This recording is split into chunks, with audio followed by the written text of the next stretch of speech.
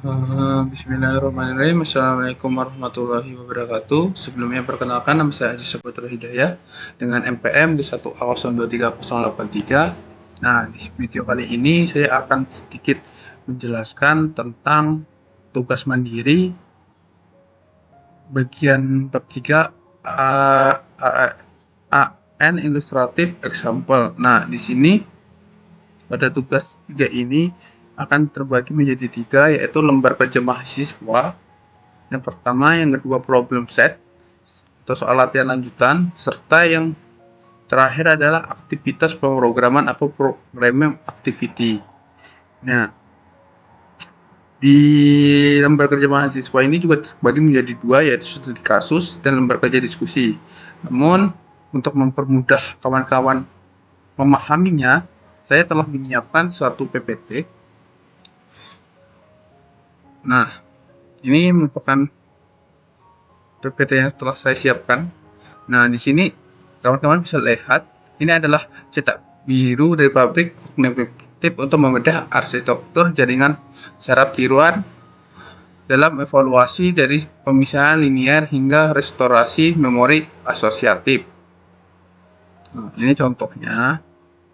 Nah, di sini pada bagian sertifikasi tadi ada mesin penyortir cerdas, yang mana tujuannya untuk merancang algoritma yang mampu mengenali buah sempurna dan merestorasi data sensor cacat kembali ke wujud aslinya.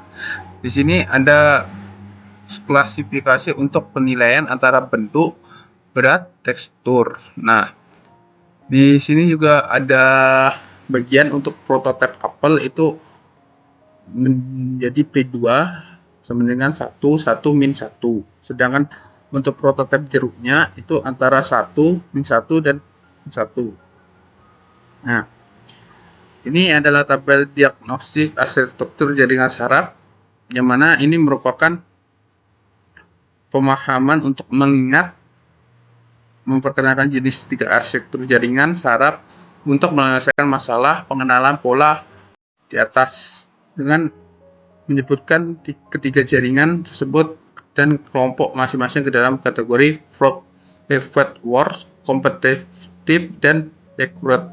Nah, di sini ada 3, yaitu perceptron, Hamming, dan Hopfield. Nah, perceptron ini sebagai feed forward, fungsinya sendiri ada pemisah kelas, serta metaforanya itu adalah pemisah pemotong sebagai garis batas, serta fungsi aktivasinya itu hard limb. Nah, sedangkan yang kedua ini, Hamming ini sendiri masuk ke kategori kompetitif. Fungsinya adalah pencari jarak terdekat. Sebagai metaforanya itu adalah area kompetisi, serta fungsi aktivitasnya adalah prolin plus postlin. Nah, yang terakhir ini adalah Hopfield, kategorinya recurrence, serta fungsi utamanya adalah memori asosiatif. Metaforanya diibaratkan sebagai bola atau lembah gratifikasi. Fungsinya antara fungsi aktivitasnya yaitu set lines. Nah, ini ada perceptron. Mengapa kita membutuhkan bias? Yang mana parameter bias menggeser kedudukan batas putusan dari titik nol mutlak. Hal ini mutlak diperlukan untuk membelah data yang distribusinya tidak simetris. Perlu ada bias di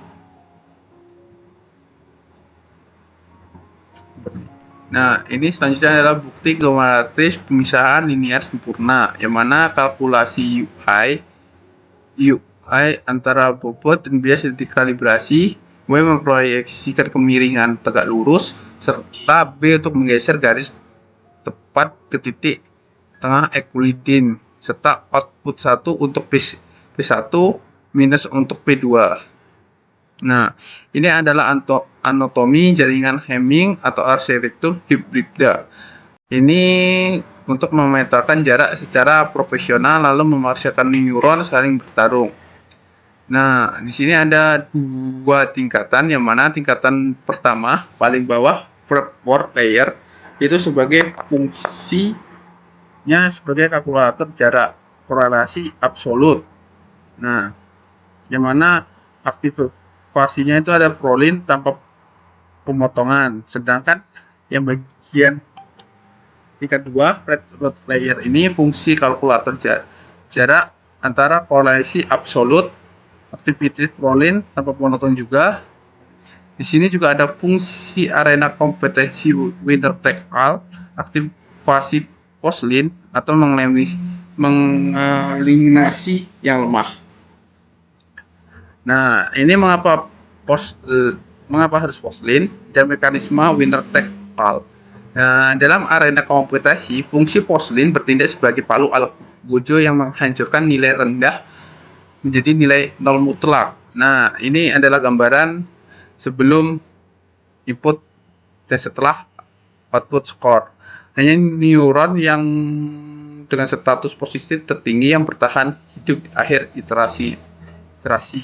Nah, ini adalah penggambaran jaringan Hopf Laskap Adaptor. Nah, sistem rekrut asosiatif memori bekerja layaknya gravitasi. Bentuk anomali akan otomatis jatuh menyatu menjadi prototipe yang utuh. Itu adalah input vektor anomalinya, selaput dengan membagi prototipe jeruk dan prototipe apel. Nah, di sini ada fungsi aktivasi atau penentu nasib, setlin vs prolin. Nah, evaluasi fungsi transfer dalam loop rekrut sama dengan stabilitas vs divergensi. Nah, yang mana setlin itu sistem aman, status untuk mencegah ledakan nilai stabil kan untuk menyembuhkan memori. Serta prolin ini sendiri ada sistem bencana yang mana tanpa satu iterasi recurrent akan divergen atau perhitungan membesar menuju tak terhingga yang akan menggagalkan asosiasi. Nah, di sini ada dekonstruksi persamaan Hopf A dalam kurung T plus 1 sama dengan setlin W titik A titik T plus B. Nah, ini adalah contoh perhitungannya, bisa kawan-kawan lihat. Nah, ini adalah bagian terakhir, yaitu bagian ketiga untuk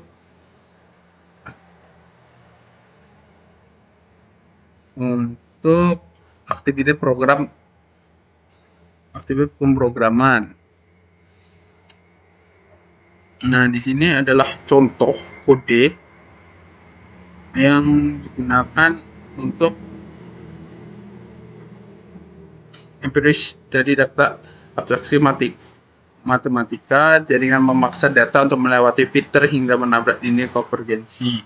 Nah, terbagi menjadi 3 bagian, yaitu yang pertama representasi filter batas aman. Nah, yang kedua ada matriks bobot dan vektor bias.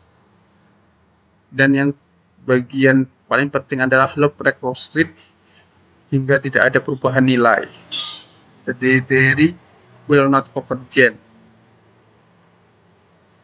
Nah, ini adalah simulasi 1 proses restorasi memori jeruk. Nah, vektor anomali tertarik secara gravitasi antara elemen yang rancu ditekan secara progresif merekonstruksi pola jeruk yang tertanam. Berjalan 10 iterasi, yang mana jaringan konvergen pada iterasi ada di bagian 10. Kesimpulan bahwa ini direstorasi sebagai jeruk. Nah, ini simulasi 2 percepatan konvergensi apel. Efek multiplikasi matrik menarik dimensi positif secara eksponensial ke nilai langit-langit dalam waktu setengah kali lipat lebih cepat. Menggunakan terlihat di sini ada cuma 5 iterasi jaringan konvergennya dan poinnya direstorasi sebagai apel.